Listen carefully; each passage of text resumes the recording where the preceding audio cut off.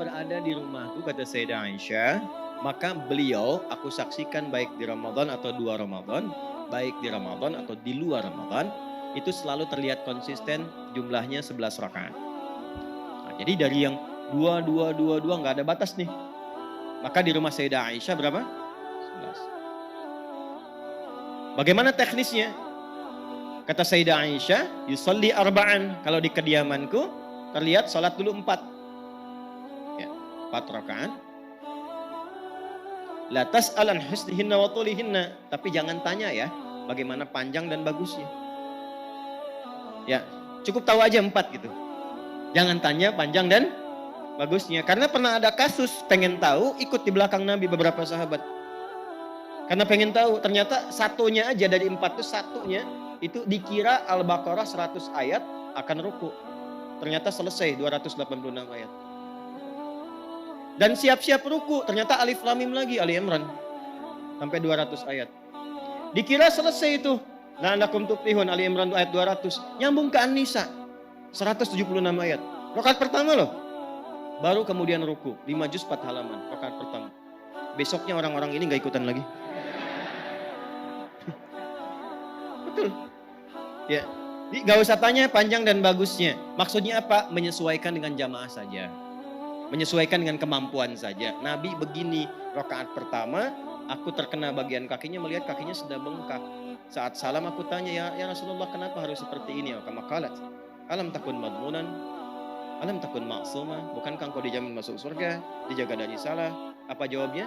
Afala akunu abdan syakura. Dari semua nikmat itu apa enggak boleh aku syukuri dengan memperbanyak salat? Nabi, 1 rakaat kaki bengkak. Anda, saya, kita, rakaat pertama mata bengkak.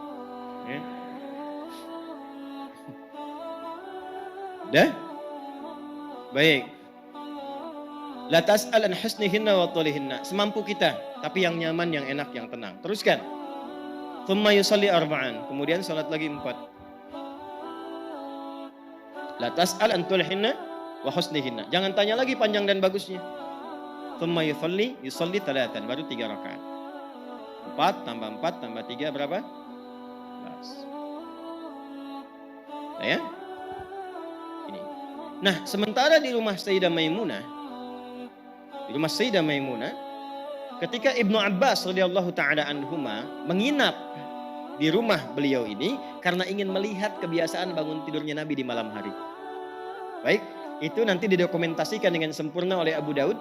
Nama aslinya Sulaiman dari Sijistan, dikenal Sulaiman As-Sijistani. Hafal banyak hadis sampai lunak lisannya melunakkan hadis. Ditanya apa aja jawab. Hadis ini, hadis itu, ini sahih, ini dhaif. Sampai dikomentari oleh para ulama termasuk Ibnu Qayyim Al-Jauziyah berkata, kalau ada Nabi Daud bisa melunakkan besi dengan tangannya, ini Abu Daud melunakkan hadis dengan lisannya. Ya, ada yang menyebutkan kunyah, ada yang menyebutkan kisah tadi. Maka dikenallah dengan Abu Daud punya kitab namanya Sunan. Sunan itu kitab hadis yang disusun berdasarkan riwayat fikih. Ya, berdasarkan urutan fikih. Makanya dibuka dengan taharah, wudu, salat. Kalau ini Jami' Al-Bukhari, temanya umum. Kembali nomor hadis 1367. Kata Ibnu Abbas radhiyallahu taala anhuma, atau kama qala kana an-nabiy sallallahu alaihi wasallam, adalah kebiasaan Nabi sallallahu alaihi wasallam, idza staiqadha min naumihi, kalau bangun dari tidurnya, fajalasa, maka beliau duduk terlebih dahulu, duduk. Famasaha biyadihi min athari naumih, kemudian beliau menggunakan tangan yang bersihnya untuk menghilangkan bekas kantuknya. Hilangkan bekas kantuk. Jadi tidak langsung baca doa. Ya, karena kalau Anda baru bangun, duduk langsung baca doa, itu apa bahasa Koreanya tuh? Nundutan. Ya, masih ada bekas-bekas kantuk terbawa tuh, masih begini. Nah, sehingga bacaan doa itu tidak meresap kepada jiwa. Kadang bangunnya jam 3, tapi setelah sadar 4:30, kan? Ada efek ngantuk kan? Maka hilangkan dulu. Dan dengan bagian tangan yang diduga bersih. Karena nanti ada hadis lain, kalau Anda bangun dari tidur, kan, merasa tangannya pernah menjelajah ke titik yang tidak Anda ketahui, maka bersihkan dulu itu. Jelas? Kemudian setelah itu apa? Faqara khawatim surah Ali Imran, maka membaca 11 ayat terakhir surah Ali Imran. Dari ayat 190 sampai ayat 200. Itu panduan kehidupan. Baru nanti ditemukan di Jundub bin Junada dan Mu'ad bin Jabal, doa bangun tidurnya. Alhamdulillahilladzi ahyana ba'dama amatana wa ilaihin syur. Terus kan hadisnya, "Tsumma dzahaba ila syinin mu'allaqah", kemudian pergi ke tempat tertutup, fatawadda untuk berwudu. Lalu balik, masuk ke musalla beliau, kata Ibnu Abbas, aku mengikuti dari belakang, aku di belakang Nabi. Maka ditariklah oleh Nabi ke depan, sehingga sejajar aku dengan Nabi. Izin, boleh berdiri? Ya. Jazakallahu khair. Tolong di belakang. Ini ya. Kurang lebih begini posisinya, itu ditarik ke depan sehingga sejajar begini. Nah, ini dalil kebolehan salat berjamaah bila satu imam satu makmum sejajar begini. Jelas? Laki-laki ya. Ini kebolehan.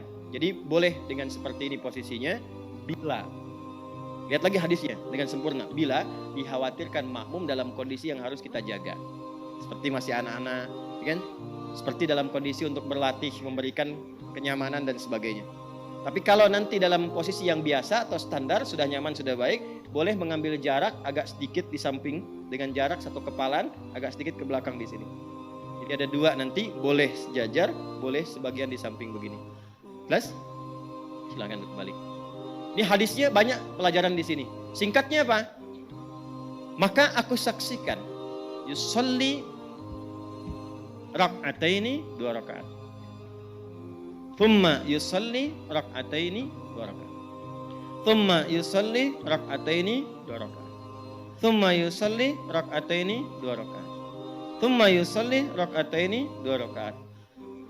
Fal yutir rak'atan wahidah, kemudian witir 1 rakaat. 1, 2, 3, 4, 5. 5 kali 2 berapa? 10. Tambah 1, 11. Jadi dikonfirmasi oleh Ibnu Abbas di rumah kediaman Sayyidah Maimunah radhiyallahu taala anha, jelas bukan di rumah Sayyidah Aisyah kan? Ya, ternyata 11 juga. 11 juga. Nanti ada hadis lain di Al-Bukhari, di keterangan Sayyidah Aisyah pernah 13, tapi yang 13 itu 2 terakhirnya adalah ternyata 2 rakaat sebelum fajar. Karena beliau saking panjangnya itu sampai mendekat ke fajar. Jelas ya? Teruskan. 2 plus 1. Jadi berapa jumlahnya? 11. Jadi ini standar yang paling standar yang banyak dikerjakan. Karena nanti pernah 7 pernah, 9 pernah. Tapi dari kesaksian yang paling banyak itu seringkali 11 rakaat. Jelas sampai sini? Baik, pelan-pelan. Ini nggak usah banyak tafsir ya. Jadi jangan katakan yang paling benar 4-4-3. Yang paling benar 2-2-2-2-2-1. Enggak. Mau 4-4-3 boleh. Karena nggak ada kaitan. Apakah misalnya MU kemarin menang formasi 4-4-3 atau bukan, nggak ada hubungan.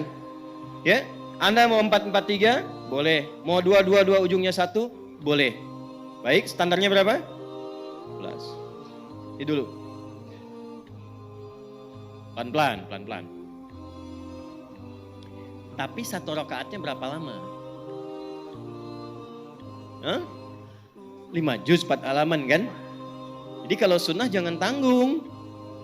Ya, ini udah 11 yang dibaca full semua. Wajah-wajahnya cool kan, cool semua gitu. Tidak. Nabi itu 11 bacaannya panjang, bisa berjam-jam. Karena yang diperbanyak bacaan Qur'annya. Ya, bukan fokus pada jumlah rakaatnya, bacaan Qur'annya yang diperbanyak. Karena pahalanya ada di situ. Sepeninggal Nabi, pada nggak kuat ngikutin. Akhirnya Umar jenius, cerdas. Gimana caranya bacaan tetap panjang, sama dengan bacaan Nabi. Tapi tidak keluar dari ketentuan Nabi. Maka dipadukanlah rumus ini dengan rumus yang pertama dari Ibnu Umar. Kan dari Nabi nggak ada batasnya. Maka oleh beliau yang tadinya panjang dipecah 2. Pecah 2. 11, witirnya simpan 1. Berarti 10 kan? 10 kali 2 berapa? 20. Tuh. Sudah? Saya ulang. 10 kali 2 berapa? 20. Pelan-pelan teman-teman sekalian. 2, 1. Ini jadikan 20. Maksud 20 itu untuk memecah bilangan panjangnya supaya nggak terlampau lama seperti yang di awal. Tapi durasinya masih sama. Tapi berdirinya nggak terlalu lama. Sehingga merasa nyaman dengan itu. Baru witirnya pun ditambahkan dengan 3. Yang tadinya 1 jadikan berapa? 3. Dipecah lagi kan panjang lagi walaupun 1 rakaat. Bagi 3. Maka 20 plus 3 jadi berapa? Nah, inilah kemudian rakaat yang juga viral di 23 rakaat. Jadi ada sanadnya juga. Ya, jangan Anda katakan bid'ah. Masa menuduh Umar bid'ah? Dan jangan katakan ikut Umar, ikut Nabi. Saya nggak ikut Anda. Itu karena nggak mungkin Umar menyalahi Nabi. Kan Khulafa'i Rasyidin Mahdiyin yang diberi petunjuk oleh Nabi. Umar tuh berijtihad supaya bacaannya sama dengan Nabi. Tapi cara pelaksanaan nggak melanggar ketentuan Nabi. Maka dipadukan dua hadis. Silahkan 23. Ya, tapi juga disamakan ya jumlah bacaan durasinya. Jangan cepat-cepat juga. Makanya sangat agak aneh. Kalau ada yang 11 rakaat 1 jam, yang 23 5 menit. Assalamualaikum. Ya itu sudah pasti berbeda dengan ketentuan hadis. Berbeda, spiritnya beda, motivasinya beda.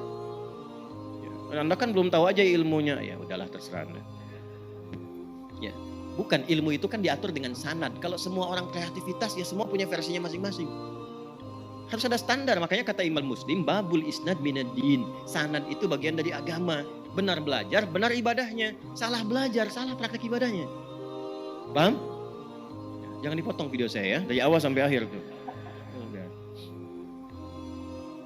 Dah, satu itu. Jadi, kalau mau 11 silahkan. Mau 23 silahkan. Ya, di Mekah 23, di Madinah 23, bahkan ada sahabat yang 39. Tapi semangatnya apa? Mengikuti jejak Nabi. Ya, jadi jangan juga yang kemudian yang 11 pun banyak didiskon ayatnya. Saya masih ingat sampai sekarang, berbekas betul itu. 97 saya masuk pesantren di Garut. Itu Ramadan. Imamnya kakak kelas tingkat paling tinggi kelas 6. Tingkat paling tinggi, saya baru masuk kelas 1. Malam pertama. Bacanya 6 harokat lagi. 6 harokat yang Al-Fatihah itu. Ya, 6 harokat itu yang 3 detik ya. Bismillahirrahmanirrahim. Sudah sampai waladhdallin, selesai. Yasin. Wah, itu celaka saya bilangnya. Saya santri pertama datang udah dapat Yasin. Tapi memang nikmat malam itu. Allahu Akbar. Jadi cuma Yasin aja, Yasin. Allahu Akbar. Maksud saya yang nggak begitu-gitu juga kali, gitu kan? Ya, yang standar bacanya, yang enak-enak. Nyaman? Jelas? Oke.